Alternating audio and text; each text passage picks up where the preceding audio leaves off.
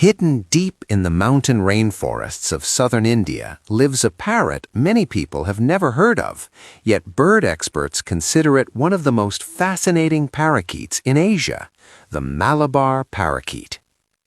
Scientifically known as Psittacula columboides, this elegant parrot is found only in the Western Ghats of India, one of the world's richest biodiversity hotspots. Early naturalists first described the species in 1830, and since then it has remained one of the region's most unique parrots.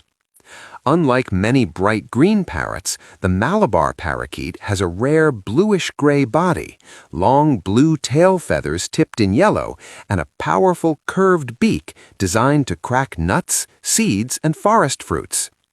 These birds travel in small flocks, flying rapidly through forest clearings while calling out with sharp, distinctive screeches.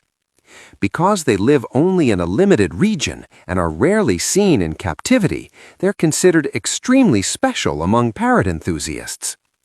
Nature hides incredible stories in the rainforest.